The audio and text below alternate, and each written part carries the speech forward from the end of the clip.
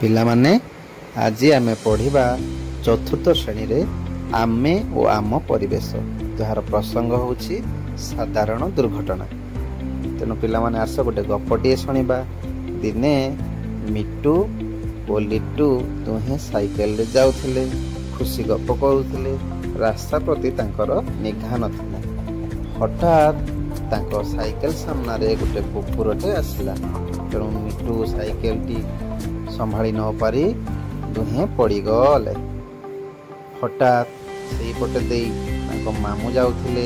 ମାମୁଁ ତାଙ୍କୁ ଉଠା ଉଠି କଲେ, ତାଙ୍କ ଉପରେ ବିରକ୍ତ ହେଲେ ଏବଂ କହିଲେ, ଏମିତି ସାଇକେଲ ଚଲେଇଲେ, ଏମିତି ବେପରୁଆ ହୋଇ ସାଇକେଲ ଚଲେଇଲେ ଦୁର୍ଘଟଣା ଘଟିବାର ଆଶଙ୍କା ଥାଏ। ତେଣୁ ସାଇକେଲ ଚଲେଇଲା ବେଳେ ସବୁବେଳେ ରାସ୍ତାର ଏପାଖ ସେପାଖ ଆଗ ପଛ ସବୁଆଡ଼କୁ ଚାହିଁ ରାସ୍ତାକୁ ସାଇକେଲ ଚଲେଇବାକୁ ପଡ଼ିବ, ତାହେଲେ ଦୁର୍ଘଟଣାରୁ ବର୍ତ୍ତିବା। ପିଲାମାନେ ଆସ, ଏବେ ଏହି ଚିତ୍ରରେ ଆମେ ଦୁଇଟି ଛବି ଦେଖୁଛନ୍ତି। ଏ ଦୁଇଟି ଛବିରେ କେଉଁଠି ଦୁର୍ଘଟଣା ଘଟେ ବା ଦୁର୍ଘଟଣା ଘଟିବାର ସମ୍ଭାବନା ଅଛି, ଆଉ ଗୋଟିଏ ଚିତ୍ରରେ ଦୁର୍ଘଟଣା ଘଟିବାର ସମ୍ଭାବନା ନାହିଁ।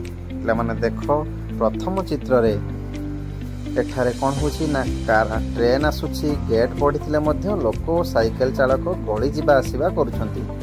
କିନ୍ତୁ ଦ୍ୱିତୀୟ ଚିତ୍ରରେ ଟ୍ରେନ୍ ଆସୁଥିବାର ଦେଖି ଲେଭେଲ୍ କ୍ରସିଂ ଗାଡ଼ି ଚାଳକ ଓ ଲୋକମାନେ ଟ୍ରେନ୍ ଯିବା ପର୍ଯ୍ୟନ୍ତ ଅପେକ୍ଷା କରିଛନ୍ତି। ତେଣୁ ପିଲାମାନେ ଦେଖ, କେଉଁଠାରେ ଦୁର୍ଘଟଣା ଘଟିବାର ସମ୍ଭାବନା ଅଛି। ତେଣୁ ପ୍ରଥମ ଚିତ୍ରରେ ଲୋକଟିଏ ଅମାନିଆ ହୋଇ ଫାଟକ ବାଟେ ଟ୍ରେନ୍ ଲାଇନ୍ କ୍ରସ୍ କରୁଛି। ତେଣୁ ସେଠାରେ ଦୁର୍ଘଟଣା ଘଟିବାର ସମ୍ଭାବନା ଅଛି।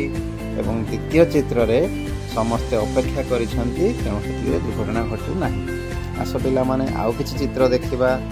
ଜଣେ ଗୋଡ଼ି ଉଡ଼ଉଛି, ଆଉ ଜଣେ କୁରାଢ଼ୀରେ କାଠ ହାଣୁଛି ଏବଂ ଦ୍ୱିତୀୟ ଚିତ୍ରରେ ଜଣେ ଛାତ ଉପରେ ଗୋଡ଼ି ଉଡ଼ୁଥିଲା ବେଳେ ଆଉ ଜଣେ ପଡ଼ିଆରେ ଗୋଡ଼ି ଉଡ଼ୁଛି। ତେଣୁ ଏଠି ବିଭିନ୍ନ ପ୍ରକାର